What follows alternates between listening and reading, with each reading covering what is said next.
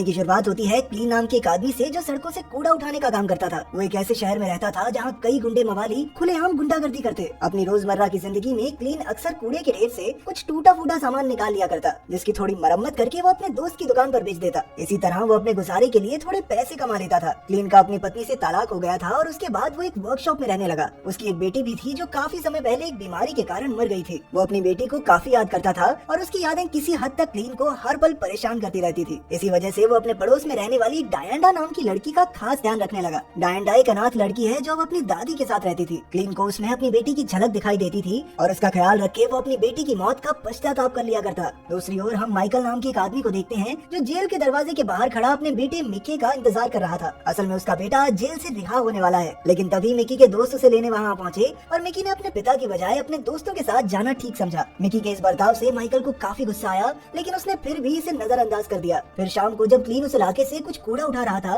तो उसने माइकल और उसके आदमियों को माइकल के रेस्टोरेंट के बाहर कुछ गलत काम करते देखा। और तो और उस वक्त माइकल और उसके आदमियों के पास कई खतरनाक हथियार भी थे, लेकिन माइकल कोई मुसीबत मोल नहीं लेना चाहता था, इसलिए वो चुपचाप अपना काम करता रहा। असल में वो एक रेस्टोरेंट चलाने के साथ साथ गैर कानूनी धंधा भी करता था। वो चाइना से आए ड्रग्स को अपने इलाके में खुलेआम बेचकर पैसे कमाया करता। ये ड्रग्स मछलियों में छिपाकर लाए जाते थे और फिर माइकल ड्रग्स निकाल कर मछलियाँ बाजार में बेच दिया करता। उस रात माइकल थोड़े गुस्से में था क्योंकि चाइना से जो माल आया था वो उनकी शर्तों के मुताबिक नहीं था और इससे माइकल का घाटा पक्का होने वाला है। खैर अगली सुबह क्लीन ने डायंडा को चलकर स्कूल जाते हुए देखा। डायंडा ने उसे बताया कि अब उनके मोहल्ले में स्कूल बस नहीं आती और उसकी दादी की गाड़ी तो खराब हो गई है, इसलिए उसे अब चलकर ही स्कूल जाना पड़ेगा। यह सुनकर क्लीन ने कहा कि वो उसे स्कूल छोड़ आएगा। वहाँ से लौटने के बाद क्लीन ने अपनी बेटी की साइकिल निकाली और डायंडा के घर के बाहर चुपके से रख दी, लेकिन डायंडा की दादी एथल ने उसे ऐसा करते हुए देख लिया और वो तुरंत घर से बाहर आ गई। उसने क्लीन से पूछा कि आखिर उसे उसकी पोती से इतना लगाव क्यों है। इस पर क्लीन ने सिर्फ इतना कहा कि इससे उसे अपनी गलती पर थोड़ा कम पछतावा होता है। यह सुनकर एथल ने कहा कि वो दिल का काफी अच्छा आदमी है। वहीं दूसरी ओर माइकल इलाके में ड्रग्स बेचने में जुटा हुआ था,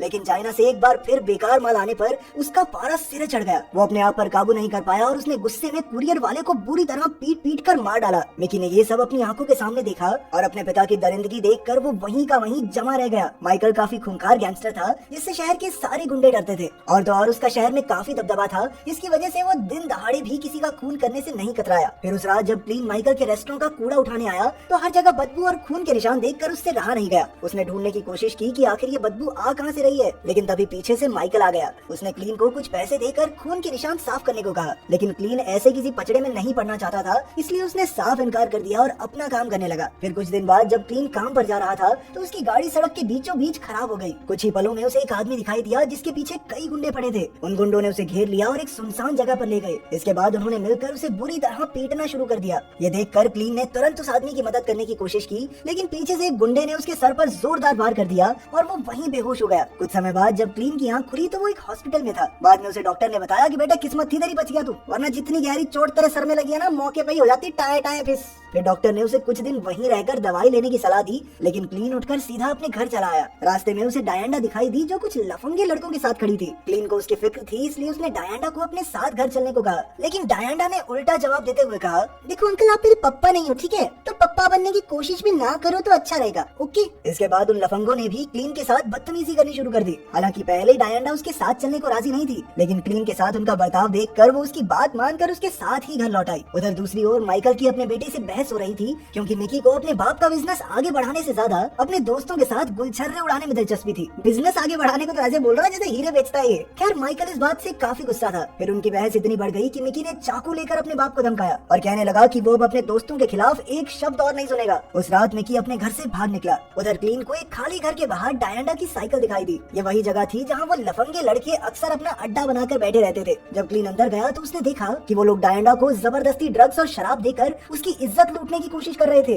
और तो और उन्होंने इस सब की वीडियो भी बनाई और उसे फैलाने की धमकी देने लगे। तब क्लीन ने बिना कुछ सोचे लोहे का एक औजार उठाया और उन लफंगों को पीट पीट कर उनकी हड्डी पसली एक कर दी। उन सबको पीटने के बाद क्लीन ने देखा कि माइकल का बेटा मिकी काफी ज्यादा जख्मी हो गया था, लेकिन क्लीन ने तुरंत डायंडा को उठाया और किसी को खबर लगने से पहले वहाँ से निकल गया। आखिरकार मिकी कई दिन तक हॉस्पिटल में रहने के बाद अपने घर वापस लौटा। जिस डॉक्टर ने उसका इलाज किया था उसने माइकल को बताया कि मिकी का शरीर तो ठीक हो जाएगा, लेकिन उसका चेहरा फिर कभी पहले जैसा नहीं हो सकेगा, क्योंकि उसके जख्म बहुत ज्यादा गहरे थे। इसे ठीक करने का बस अब एक ही तरीका था, प्लास्टिक सर्जरी। और तो और उसके वोकल कॉर्ड्स खराब हो जाने की वजह से अब मिकी कभी बोल भी नहीं पाएगा, इसलिए डॉक्टर ने तुरंत ऑपरेशन करने की सलाह दी, वरना मिकी की हालत और बिगड़ सकती है। लेकिन माइकल को तो मानो अपने बेटे की कोई परवाह नहीं थी। उसने मिकी को यूं ही तड़पने के लिए छोड़ दिया ताकि उसे अपने पिता की बात ना मानने की सजा मिल सके। फिर कुछ दिन बाद फ्रैंक नाम के एक पुलिस वाले ने आकर माइकल को उस दिन की वीडियो फुटेज दिखाई। उसमें साफ साफ दिखाई दे रहा था कि क्लीन ने ही सबको पीटा था। माइकल जानता था कि क्लीन डायंडा और उसकी दादी के काफी करीब है, इसलिए उसने फ्रैंक को उन दोनों को मार डालने के ऑर्डर्स दिए, लेकिन क्लीन को जिंदा पकड़कर उसके सामने लाने को कहा। इससे साफ जाहिर था कि उस इलाके की पुलिस भी माइकल के इशारों पर नाचती थी। वहीं क्लीन जानता था कि माइकल अपने बेटे के साथ हुए हादसे का बदला तो जरूर लेगा, इसलिए वो डायंडा और उसकी दादी को लेकर तुरंत शहर से दूर निकल गया। लेकिन रास्ते में एक जगह पुलिस ने उसे रुकने को कहा। फिर क्लीन ने खुद को पुलिस के हवाले करने का सोचा ताकि डायंडा और उसकी दादी की जान बच जाए, लेकिन फिर उसे एहसास हुआ कि पुलिस भी माइकल से मिली हुई है, इसलिए उसने एकदम रेस दबाई और वहाँ से भाग निकला। पुलिस से भागने के बाद क्लीन एक रेस्टोरेंट में आकर रुका। जब डायंडा और उसकी दादी टॉयलेट गए तो क्लीन ने वहाँ खड़ी एक गाड़ी का ताला तोड़ा और उसमें भागकर पुलिस से बचने का प्लान बनाया। लेकिन उसी वक्त माइकल के आदमियों ने क्लीन की गाड़ी वहाँ देख ली और वो रेस्टोरेंट में घुसाए। डायंडा और एथल ने भी उन्हें देख लिया था, इसलिए वो दूसरे रास्ते से वहाँ से निकलने की कोशिश करने लगे। उधर क्लीन भी माइकल के आदमियों को देखकर पीछे के रास्ते से अंदर आ गया। फिर अचानक उसने उन सभी गुंडों को मार गिराया और फिर डायंडा और उसकी दादी तक पहुंचा जो स्टोर में छिपी हुई थी। उन्होंने क्लीन को बड़ी सफाई से माइकल के आदमियों का सफाया करते देख लिया था, इसलिए आखिरकार क्लीन को उन्हें अपनी सच्चाई बतानी ही पड़ी। असल में वो पहले एक खूंखार सीरियल किलर हुआ करता था, लेकिन जब उसकी बेटी की मौत हो गई तो वो ये सब छोड़कर शहर से दूर आ गया। फिर उसने कूड़ा उठाने का काम शुरू कर दिया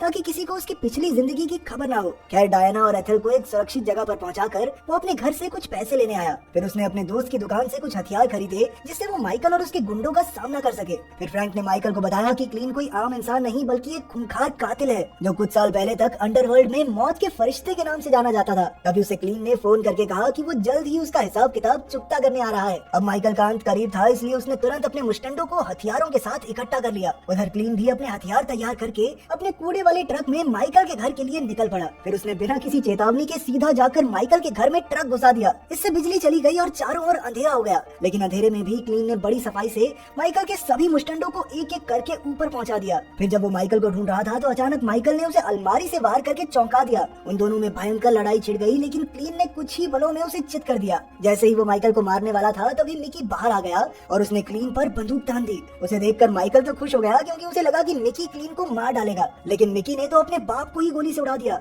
इसके बाद उसने क्लीन पर भी बंदूक चलाई, लेकिन उसकी बंदूक में गोलियां खत्म हो गई थी और इसी तरह क्लीन वहाँ से बचकर भाग निकला। आखिरकार हम डायंडा को देखते हैं जो सड़कों पर साइकिल चला रही थी। अब उनका मोहल्ला क्लीन की वजह से गैंगस्टर्स और लफंगों से मुक्त हो गया था। तभी डायंडा एक पल के लिए रुकी और मुस्कुराने लगी क्योंकि सामने से क्लीन अपने कूड़े के ट्रक में आ रहा था।